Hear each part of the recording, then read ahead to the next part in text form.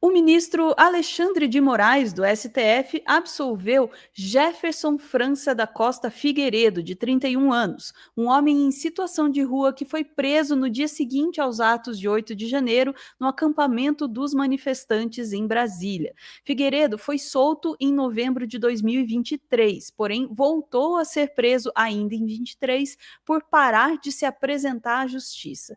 Vamos saber mais sobre esse caso com a nossa Daiane Oliveira aqui no Plantão do Meteoro. Bora lá.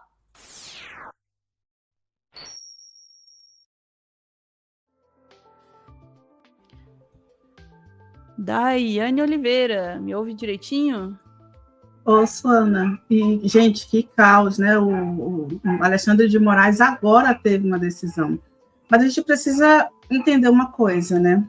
A gente tem, sim, uma pessoa que foi presa, que é o Jefferson França da Costa Figueiredo.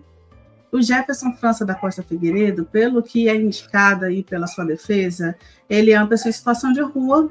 Ele estava ali no local, junto dos aquartelados, foi preso no dia 9 de janeiro, mas ele não era uma pessoa que estava envolvida com o processo ali antidemocrático, com bandeira, utilizando redes sociais, e isso é o que apontou o ministro Alexandre de Moraes nesse momento, de que não há provas suficientes para dizer que ele de fato estava aquartelado ali, que ele estava lutando contra a democracia brasileira. Mas aí tem um problema que é justamente o ponto delicado, bem diferente de todos aqueles outros aquartelados, e a gente vai utilizar o termo terroristas também, que é você se organizar, você se articular, você invadir a sede dos três poderes, se atentar contra a vida e a democracia, não tem como não chamar de terrorismo.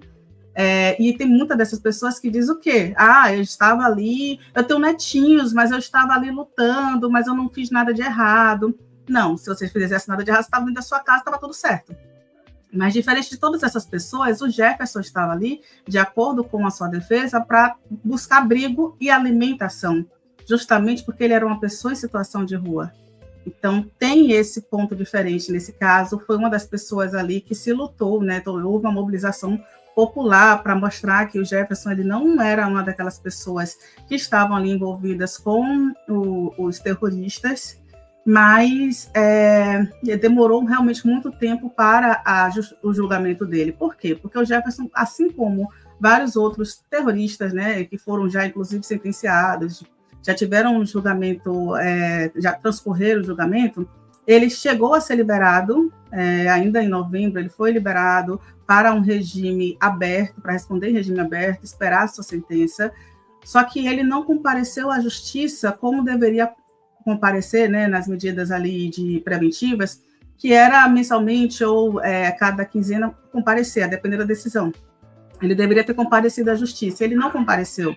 Então, por causa disso, ele voltou a ser preso justamente porque ele não estava cumprindo as medidas cautelares. Sabe que nem aquele radialista aí que a gente chegou a falar, né, que quebrou a tornozeleira? Então, sei que tem um radialista aí, né, o Saldanha, quebrou a tornozeleira, então.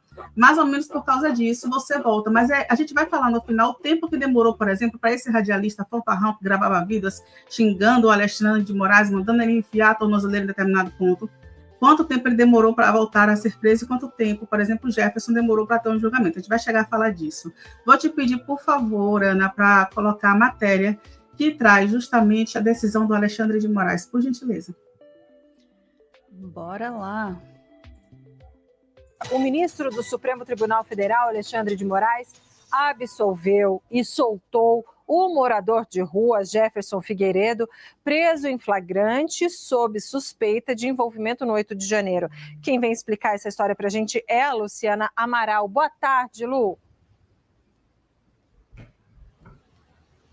Tudo bem, Débora? Muito boa tarde a você, a todos que nos acompanham aqui no 360, uma excelente semana a todos. É isso mesmo, o ministro Alexandre de Moraes, do Supremo Tribunal Federal, absolveu, inclusive, já assinou a expedição de soltura do morador de rua Jefferson Figueiredo, ele que tinha sido preso no dia 9 de janeiro de 2023, a mando do próprio ministro Alexandre de Moraes, ele que estava em frente ao quartel-general do Exército aqui em Brasília. Portanto, entanto, apenas um dia depois dos atos violentos que depredaram, né, as sedes dos 3 poderes aqui na capital federal.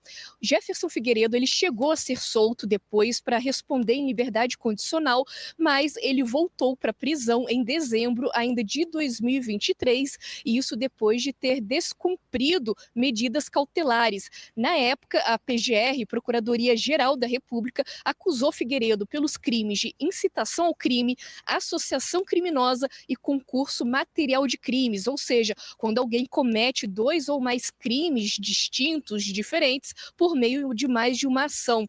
Essa denúncia da PGR considerava que o morador de rua tinha absoluta consciência e vontade de aderir ao grupo dos acampados em frente ao QG do Exército e teria, inclusive, incitado as Forças Armadas contra os poderes constitucionais. Então, toda aquela desordem que a gente viu no dia 8 de janeiro de 2023, essa chegou a ser a denúncia feita pela Procuradoria-Geral da República, mas Alexandre de Moraes agora considerou que não se tem provas suficientes de que o Figueiredo realmente teve a intenção de agir contra o Estado democrático de direito em toda aquela questão, todo aquele caso, toda aquela baderna que a gente acabou vendo. E ele falou que não há provas, seja numa associação criminosa ou no próprio acampamento. A defesa do Jefferson Figueiredo argumenta que ele é morador de rua, de que ele é um andarilho pelas ruas daqui de Brasília e que ele teria ido ao acampamento para tentar abrigo e comida de graça, já que havia ali então a disponibilização de camas e também de comida de graça, por isso ele teria ido, mas fato é então agora que ele está solto por ordem do ministro Alexandre de Moraes. O ministro... Pois é, Ana.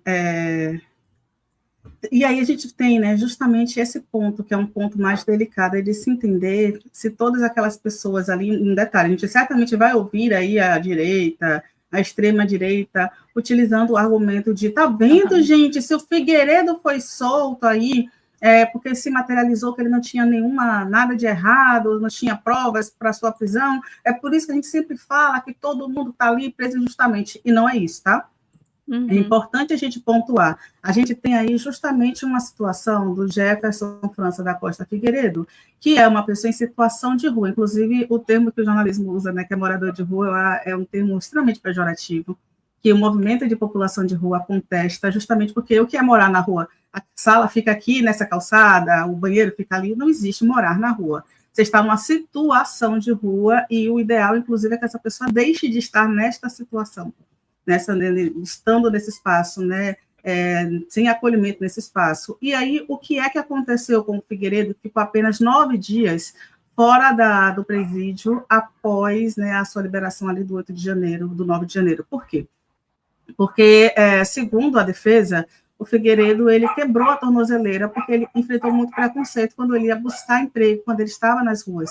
Justamente por ser uma pessoa em situação de rua, ele não tem residência fixa, não tinha moradia fixa. Muitas vezes o que acontece com pessoas em situação de rua, quando elas são presas, elas colocam o endereço de um parente, de um amigo, um familiar, mas não necessariamente quer dizer que essa pessoa, de fato, vai abrigar esse familiar, vai realmente abrigar essa pessoa em situação de rua. Então, nesse caso, ainda tem uma pessoa que ela não só é uma pessoa em situação de rua, como ele é considerado andarilho.